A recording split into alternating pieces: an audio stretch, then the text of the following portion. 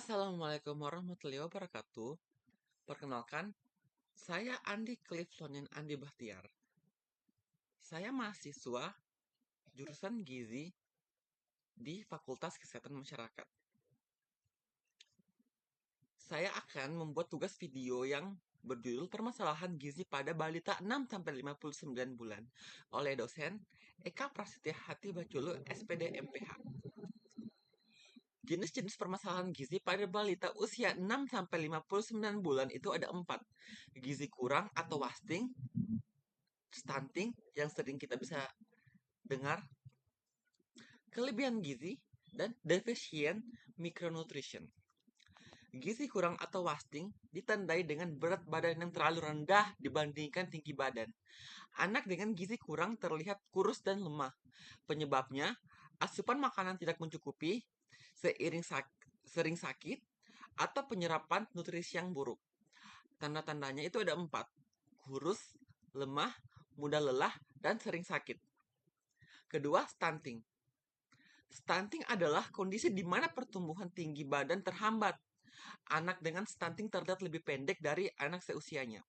Penyebabnya, gizi kurang dalam jangka waktu yang lama, infeksi berulang, dan faktor genetik. Tanda-tandanya, tinggi badan di bawah rata-rata, perkembangan motorik lambat, dan rentan terhadap penyakit. Ketiga, kelebihan gizi. Kelebihan gizi terjadi ketika asupan kalori dan nutrisi melebihi kebutuhan tubuh. Penyebabnya asupan makanan yang terlalu banyak, terutama makanan yang tinggi lemak dan gula. Tanda-tandanya obesitas, masalah kesehatan seperti diabetes, dan penyakit jantung dalam jangka panjang. Dan terakhir, defisiensi micronutrition. Defisiensi micronutrition adalah kekurangan vitamin dan mineral tertentu dalam tubuh. Penyebabnya asupan makanan yang kurang bervariasi, penyerapan nutrisi yang buruk, jenis-jenisnya itu ada defisiensi besi, defisiensi yodium, defisiensi vitamin A. Penyebab masalah gizi pada balita 6-59 bulan itu ada 3 faktor. 1 faktor langsung dan 2 faktor tidak langsung. Faktor langsung itu asupan gizi yang tidak adekuat, seperti kualitas makanan, kuantitas makanan, frekuensi makanan, pemberian MPASI yang tidak tepat, dan penyakit infeksi. Faktor tidak langsung itu ada 2, faktor sosial ekonomi dan faktor lingkungan. Faktor sosial ekonomi seperti kemiskinan dan pendidikan ibu.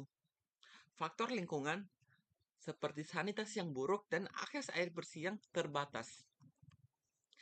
Gangguan gizi pada balita usia 6-59 bulan ada 2, marasmus dan kwashiorkor.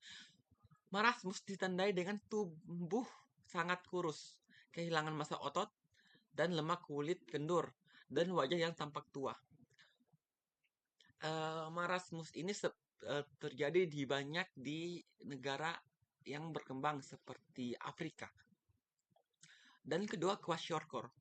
Kwashiorkor ditandai dengan edema pembekakan, terutama di kaki dan wajah, kulit yang terkelupas, rambut yang mudah rontok, serta lesu. Penyebab utamanya adalah kekurangan protein, meskipun asupan energi masih tercukupi. Angka kecukupan gizi pada usia 6-59 bulan. Kita bisa lihat tabel dengan penelitian Kemenkes. Tiap usia itu berbeda-beda. Yang energi, protein, lemak, karbohidrat, kalsium, zat besi, dan serat. Tiap tahunnya itu dibutuhkan lebih banyak. Seperti 6-11 bulan itu energi yang dibutuhkan 800, 1-3 tahun 1350, 4-6 tahun itu 1400, dan yang lain. Kalian bisa lihat di tabel ini. Penanggulangan masalah gizi pada balita usia 6-59 bulan, pencegahannya pemberian ASI eksklusif. Pemberian ASI eksklusif selama 6 bulan pertama kehidupan sangat penting untuk memenuhi kebutuhan nutrisi bayi. Pemberian MPASI yang tepat. Memulai MPASI pada usia 6 bulan dengan makanan yang bergizi, bervariasi, dan aman. Dan terakhir, imunisasi. Melindungi anak dari penyakit infeksi yang dapat mengganggu penyerapan nutrisi.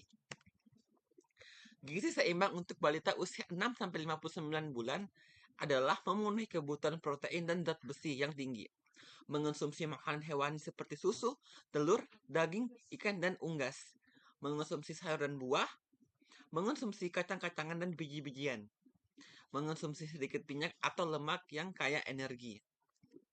Kesimpulannya, kekurangan gizi pada masa balita berkaitan dengan perkembangan otak sehingga dapat mempengaruhi kecerdasan anak dan terdampak kebutuhan kualitas sumber daya manusia di masa mendatang.